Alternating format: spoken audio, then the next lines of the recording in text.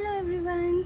चलो मैं आज आपको श्रावण मास की स्पेशल दिन, जो भगवान भोलेनाथ का फेवरेट दिन है शिवरात्रि, उस पर लेकर चलती हूँ आपको मंदिर दर्शन करवाने और उसके बाद कथा सुनेंगे। नमस्कार साथियों, आज है श्रावण मास की शिवरात्रि, तो ये बहुत ही खास है। तो आइए दर्शन करें महादेव के। जल्दी और निर्जल चढ़ाते हैं।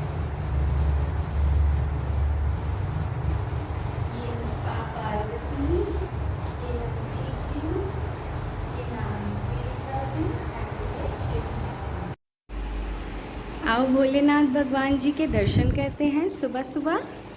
उठो उठो सब लोग, जल चढ़ाने आओ भगवान जी को। तो आइए सुनते हैं आज की कथा। एक बार चित्रभानु नामक एक शिकारी था जो पशुओं की हत्या करके अपना परिवार चलाता था।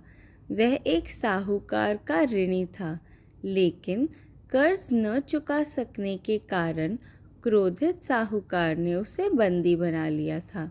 संयोग से उस दिन शिवरात्रि का पावन दिन था। बंदी रहते हुए शिकारी शिव संबंधी धार्मिक बातें सुनता रहा। वहीं उसने शिवरात्रि व्रत की कथा भी सुनी।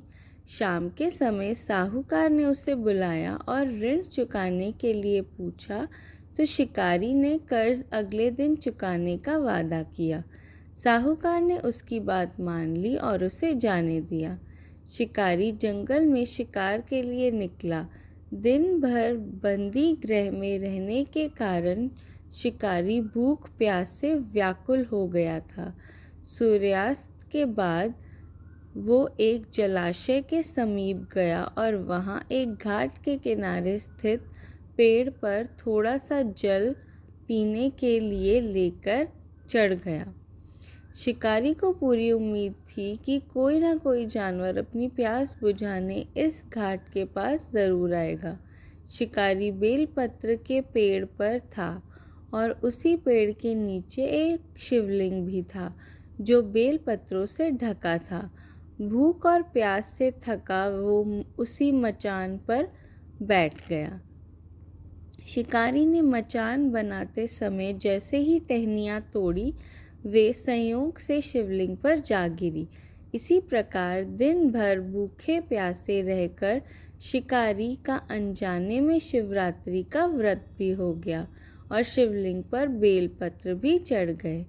इसी तरह से एक पहर रात्रि बीत जाने पर एक गर्भिणी मृगी तालाब के किनारे पानी पीने के लिए पहुंची। शिकारी ने उसे देखकर धनुष पर तीर चढ़ा दिया। ज्यों ही वह प्रत्यंचा खींचने लगा, उसके हाथ से धक्के से कुछ पत्ते और जल की बूंदें नीचे शिवलिंग पर गिर गई और अनजाने में ही शिकारी की पहले प्रहर की पूजा भी संपन्न हो गई। मृगी बोली, हे शिकारी, मैं गर्भिणी हूँ, शीघ्र ही प्रसव करूँगी। तुम एक साथ 2 जीवों की हत्या का पाप अपने सिर पर ना लो।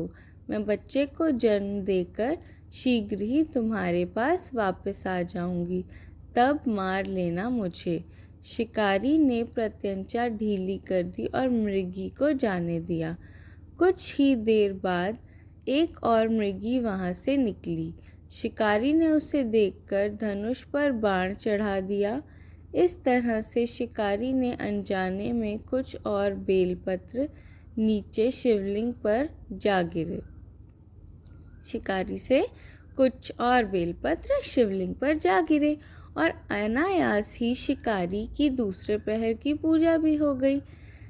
अब मृगी ने विनम्रता पूर्वक शिकारी से निवेदन किया कि मैं थोड़ी देर पहले ऋतु से निवृत्त हुई हूँ, अपने प्रिय की खोज में भटक रही हूँ। मैं अपने पति से मिलकर शीघ्र ही वापस आ जाऊंगी।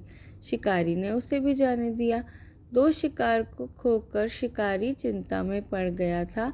रात्रि का आखिरी पहर बीतने को था कि तभी एक अन्य मृगी अपने बच्चों के साथ उधर से निकली। शिकारी ने उसे देखा, तुरंत धनुष पर तीर चढ़ा दिया वो तीर छूटने को ही था कि मृगी बोली, मैं इन बच्चों को इनके पिता के हवाले करके लौट आऊँगी, इस समय मुझे मत मारो। शिकारी ने कहा, मैं सामने आए शिकार को कैसे जाने दूँ?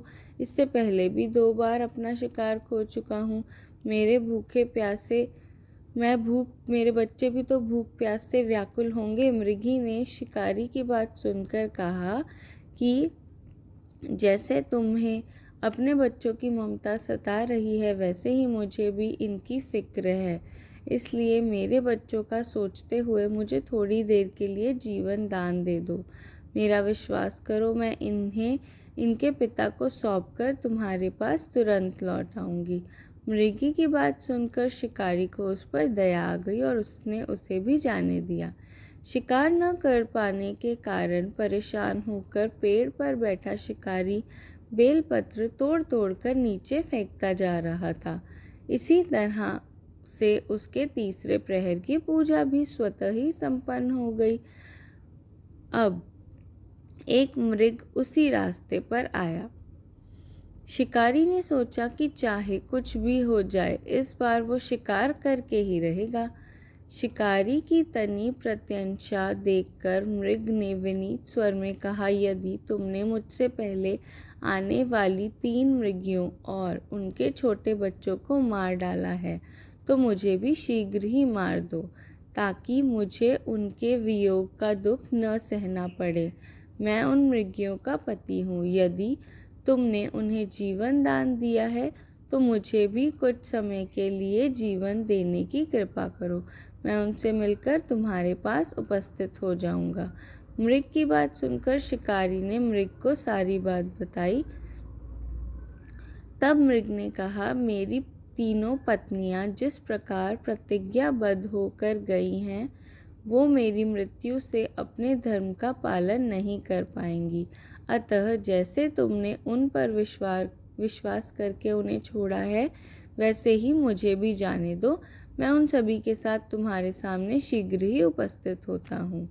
जाने अनजाने में ही सही उपवास, रात्रि जागरण और शिवलिंग पर बेलपत्र चढ़ने से शिकारी का हिंसक हृदय अब निर्मल हो गया था।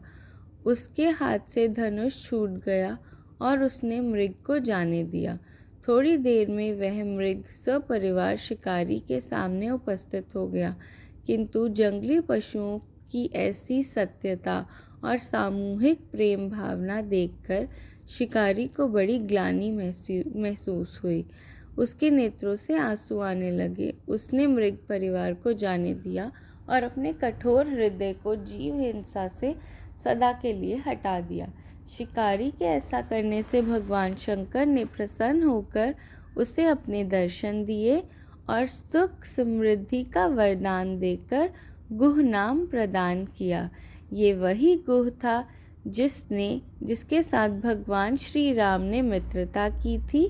इस प्रकार शिवरात्रि पूजन पौराणिक कथा समाप्त हुई।